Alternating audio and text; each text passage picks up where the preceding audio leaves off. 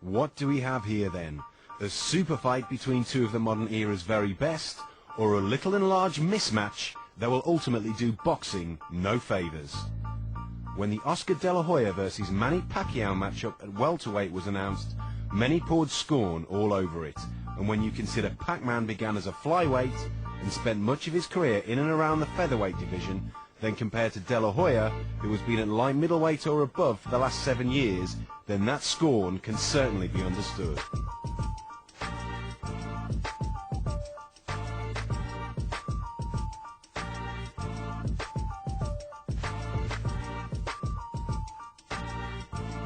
But to look at that viewpoint alone would be unfair to Manny Pacquiao. He is a wonderfully aggressive, fan-pleasing fighting machine equipped to give the Golden Boy a whole world of grief. He has risen through the lower weight successfully after beating greats like Marco Antonio Barrera, Erik and Juan Manuel Marquez. Earlier this year, he moved to lightweight and had little trouble dismantling a thoroughly overmatched David Diaz to capture the WBC title, his 5th world belt. It is believed Manny weighed close to 150 pounds on fight night, and that can only bode well for his duel with Oscar. In doing so, the 29-year-old Philippine hero has climbed to the top of the pound-for-pound rankings. And it's no small feat for this man to be regarded as the best boxer in the sport today.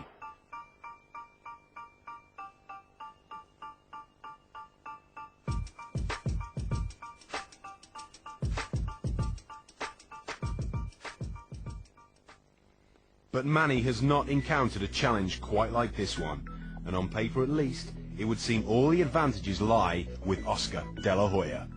And forgetting size for now, at his peak, De La Hoya was a hard-hitting, lightning-quick and very clever fighter who would have competed with any similar-sized boxer in history.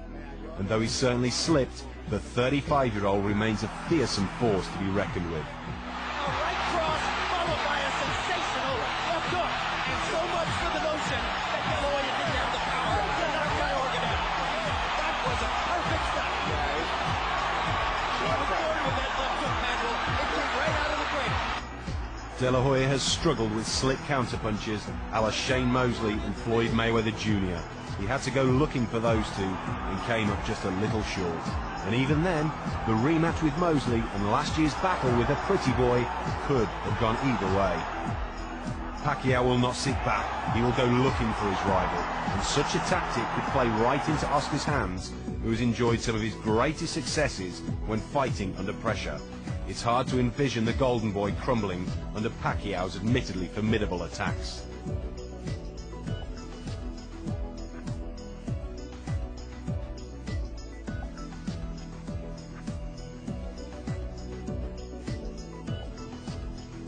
You have to take the size factor into it.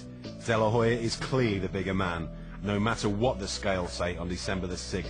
And people can argue that Oscar will be weight drained from coming down to 147 pounds, but he will have done it slowly, he'll have done it sensibly, and it should not be an issue. What will be an issue is how well Manny copes with his weight gain. Will he be as quick? Will his punch power be effective? And will he be able to avoid the De La Hoya jab and the De La Hoya left hook? If these questions are answered in the positive, then a fascinating duel will ensue inside Las Vegas's MGM Grand.